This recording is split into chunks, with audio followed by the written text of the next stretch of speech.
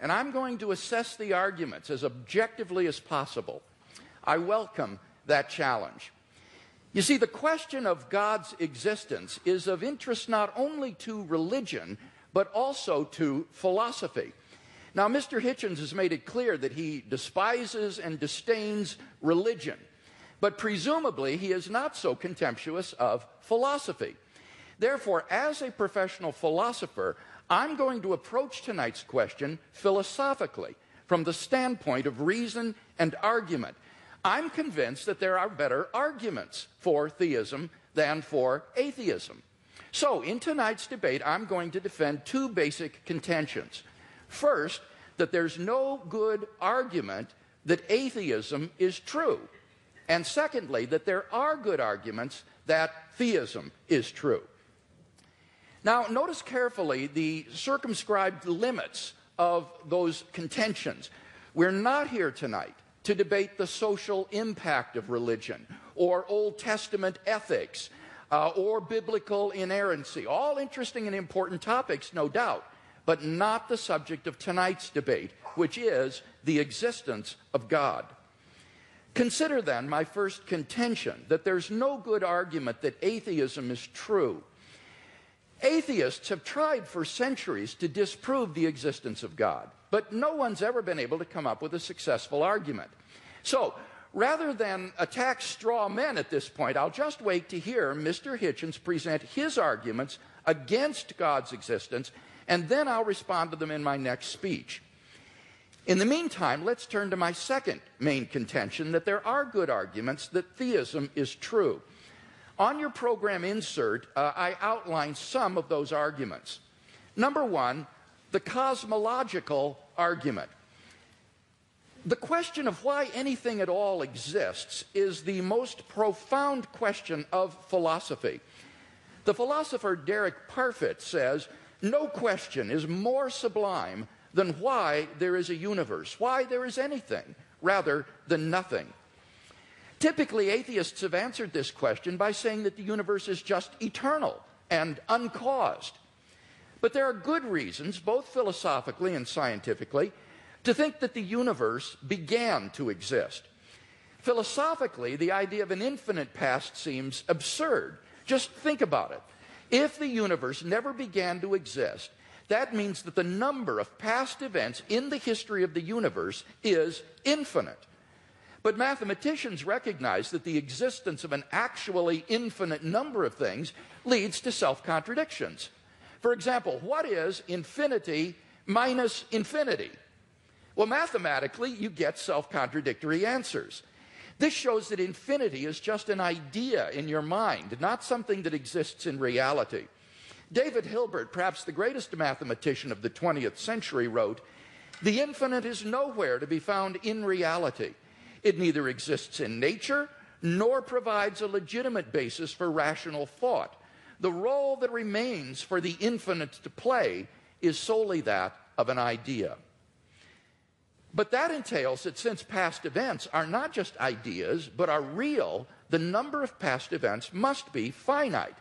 Therefore, the series of past events can't go back forever.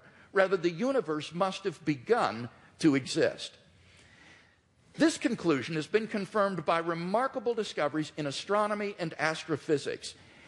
In one of the most startling developments of modern science, we now have pretty strong evidence that the universe is not eternal in the past, but had an absolute beginning about 13 billion years ago in a cataclysmic event known as the Big Bang.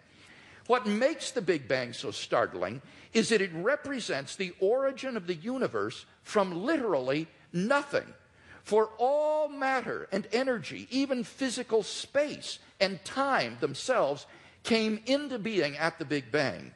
As the physicist P.C.W. Davies explains, the coming into being of the universe, as discussed in modern science, is not just a matter of imposing some sort of organization upon a previous incoherent state, but literally the coming into being of all physical things from nothing.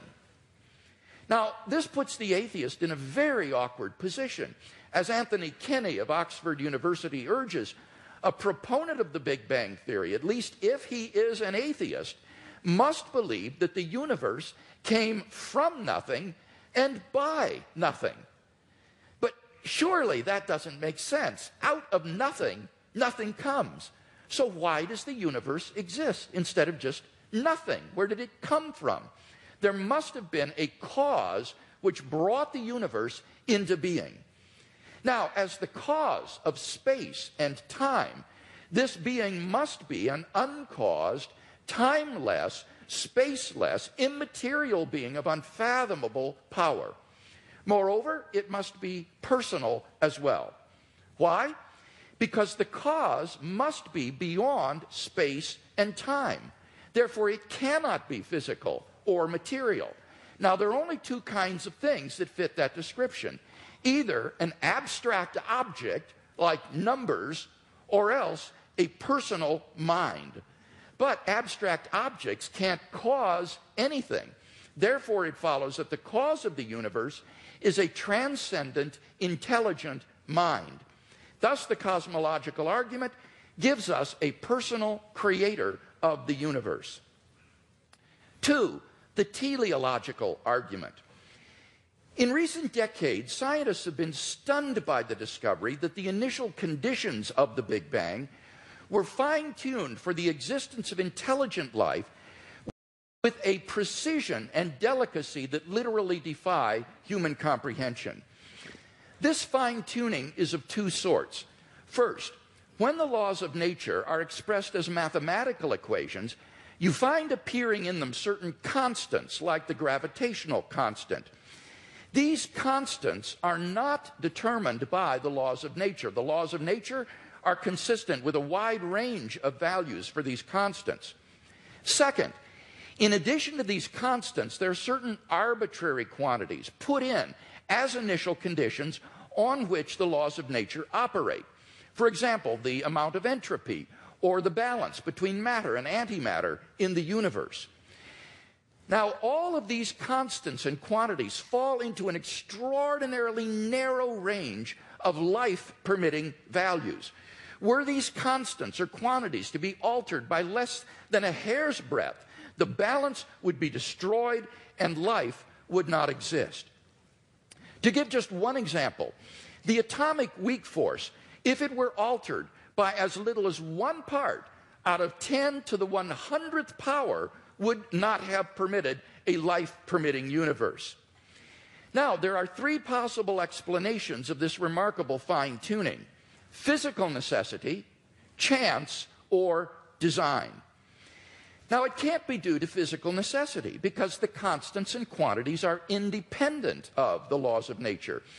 In fact, string theory predicts that there are around 10 to the 500th power different possible universes consistent with nature's laws. So could the fine-tuning be due to chance?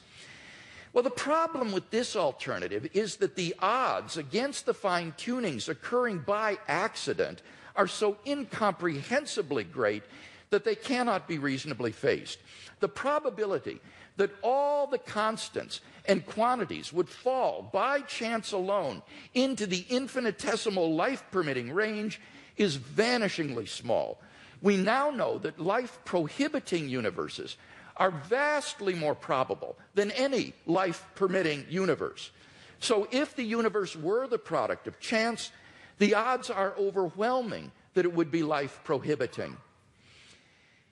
In order to rescue the alternative of chance, its proponents have therefore been forced to resort to a radical metaphysical hypothesis, namely that there exists an infinite number of randomly ordered, undetectable universes composing a sort of world ensemble or multiverse of which our universe is but a part. Somewhere in this infinite world ensemble, finely tuned universes will appear by chance alone, and we happen to be one such world. Now, wholly apart from the fact that there's no independent evidence that such a world ensemble even exists, the hypothesis faces a devastating objection.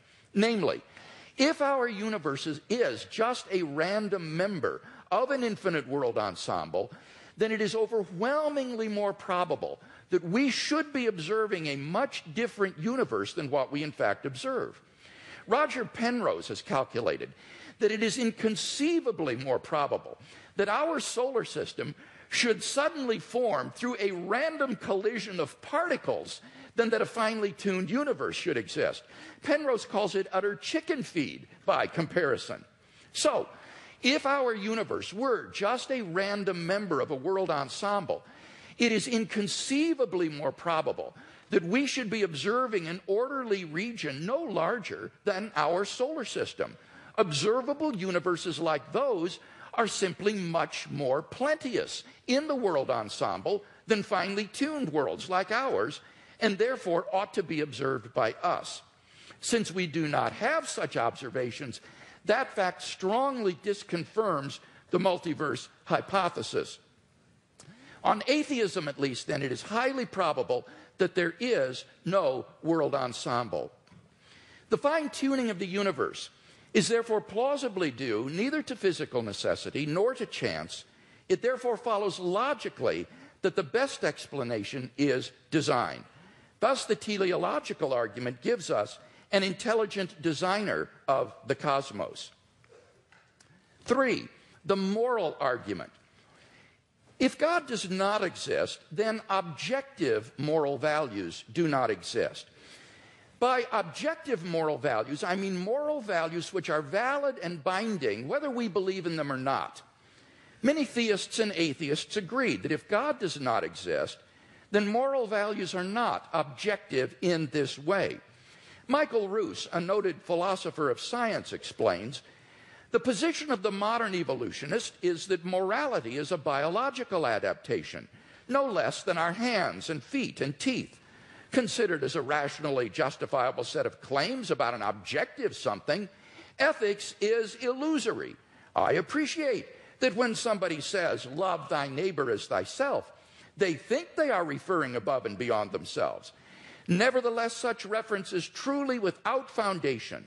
Morality is just an aid to survival and reproduction, and any deeper meaning is illusory. Like Professor Roos, I just don't see any reason to think that in the absence of God, the morality which has emerged among these imperfectly evolved primates we call Homo sapiens is objective. And here Mr. Hitchens seems to agree with me. He says moral values are just innate predispositions ingrained into us by evolution. Such predispositions, he says, are inevitable for any animal endowed with social instincts. On the atheistic view, then, an action like rape is not socially advantageous, and so in the course of human development has become taboo. But that does absolutely nothing to prove that rape is really morally wrong. On the atheistic view, there's nothing really wrong with raping someone. But the problem is that objective values do exist, and deep down we all know it. In moral experience, we apprehend a realm of objective moral goods and evils. Actions like rape, cruelty, and child abuse aren't just socially unacceptable behavior. They're moral abominations. Some things, at least, are really wrong. Similarly, love, equality, and self-sacrifice are really good. But then it follows logically and necessarily that God exists. Number 4, the resurrection of Jesus. The historical person, Jesus of Nazareth, was a remarkable individual. Historians have reached something of a consensus that the historical Jesus came on the scene with an unprecedented sense of divine authority, the authority to stand and speak in God's place. He claimed that in himself the kingdom of God had come. And as visible demonstrations of this fact, he carried out a ministry of miracle working and exorcisms. But the supreme confirmation of his claim was his resurrection from the dead. If Jesus did rise from the dead, then it would seem that we have a divine miracle